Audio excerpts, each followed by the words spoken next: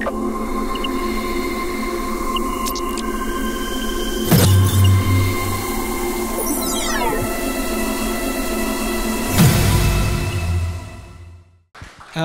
thank you so much, Lucia, for the introduction. Also, thank you so much, Irini and Lucia, for inviting me. It's an honor for me to be here and a privilege to have these short introductions to each thematic block and also to introduce our speakers today. So the first block is called Missionaries. And I would like to open the debate with a kind of provocative hypothesis related to technology and specifically AI. But while AI appears to be a breakthrough in modern technology and promises to stimulate transformations in many domains, it paradoxically reinforces existing power structures rather than challenging them. What I mean is that AI models are developed and deployed mostly with the support of large corporations, governments, or military institutions, and it often serves to consolidate control over societies, economies, or political systems more than to challenge them. Inequalities are not disappearing, and massive energy and water consumption by huge data centers has been increasing, not decreasing. So these corporate and state entities that impose new systems of control, of surveillance, to further influence or manipulate decision-making, affective reactions, cognitive processes, or even physiological states. So the result is not necessarily democratization or distribution of power. So in this context, it is absolutely crucial to reflect on what kind of infrastructures or innovation systems we need and what kind of infrastructures could help us design technologies supporting us in our striving for common good. And also to ask a question how art or design specifically could be involved in this process, could be involved in imagining, conceiving, creating, and sustaining not only such technologies, but also infrastructures or systems around them.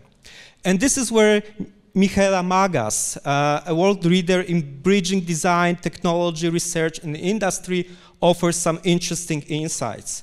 Michaela is the founder of MTF Labs and chair of the Industry Commons Foundation, located in Stockholm, in Sweden, where she leads groundbreaking technology experiments that test the impact of AI, deep learning, and even brain-computer interfaces. And her work explores how humans can shape frontier technologies to enhance agency and accountability.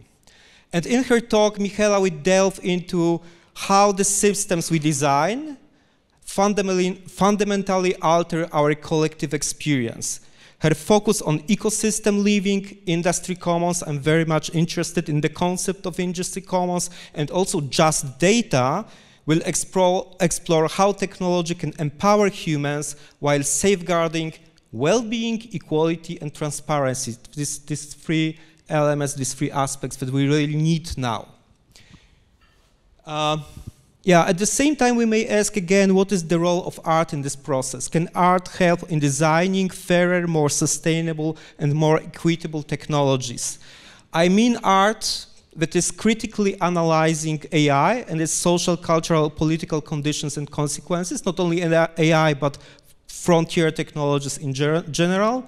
Art that is involved in conscious and intentional redefining and redesigning AI models, as well as art generated or co-created by AI. But not to make things too simple, we may start with the concept of mean images. Mean images, the concept proposed by Hito Steyer, that refers to statistical images generated by artificial intelligence models. Images that represent average versions of visual material collected in databases. So that's the the hypothesis of Hito Steyer, that images generated by AI are some kind of statistical mediocre images. They are based on past patterns, sometimes blended, merged, mixed, or expanded, or extrapolated, but they never introduce innovations of a more paradigmatic nature, and they don't introduce any new styles or any new aesthetics. So we may say that they don't solve any visual problem. Isn't that machines can perfectly simulate creativity, but after a long time we experience fatigue with predictability and repetitiveness of images, or the irritation caused by the perfect nature of the style emulated by large language models? You know, everything is the same. Even if you ask the model, okay, so can you simulate James Joyce's style, you will get some kind of quite statistically created text, an emulation of James Joyce's style, but not something that is especially original. And above all, don't they secretly, not as human beings intentionally, but as a code in disguise, on the border of our perception or slightly beyond it, normalize visual, social, or cultural realities? So if they, if we have fitting everything to the curve of statistical average, that's what those systems does, we have anomalies or non-obvious perspectives removed from this image. So all the most interesting aspects of visual representation is not present. So this statistical approach could lead to flattening the knowledge, cultural and social diversity, as well as suppressing any form of progressive thought or imagination. So one could say we have created mythological machines that reproduce the same thing over and over again, reconfiguring, mixing, blending past patterns. This brings us to Quayola, and the artist who deeply engages with these very tensions in his work. Quayola's practice explores the relationship between the natural and artificial, the figurative and abstract, and his presentation, Gazing Machines, will dive into the complex relationship between humans and machines, particularly discussing new aesthetics and algorithmic gestures by reimagining historical aesthetics like landscape painting or classical sculpture. So in the context of Quayola's work, we can try to challenge Steyer's theory and ask new questions, like, do machines really produce mean images? Maybe not. Mean sculptures? Or maybe mean digital landscape paintings? Maybe not. So Quayola's practice inspires reflection on the role of human beings in imagining and structured exploration of possible futures so as to shape it intentionally and consciously. The present moment was once an unimaginable future. So however someone imagined it and influenced it. If we don't take the challenge, the future may turn out to be a product of thoughts, affects, and values that are far different from what we consider to be the desired future.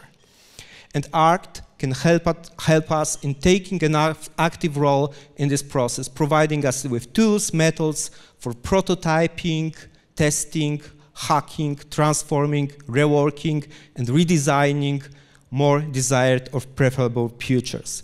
And this question leads us to Irini Papadimitriou, curator of the Signal Forum and our last speaker today.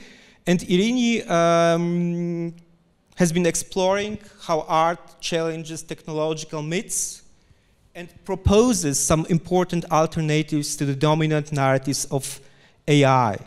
Her work, including exhibitions like AI, Who is Looking After Me, or You and AI, for the algorithmic lens in Park in Athens, focuses on how art provides critical material for understanding the hidden structures behind technological systems. And her talk will explore how technology, particularly AI, is often mythologized as independent force. I'm very curious about this aspect.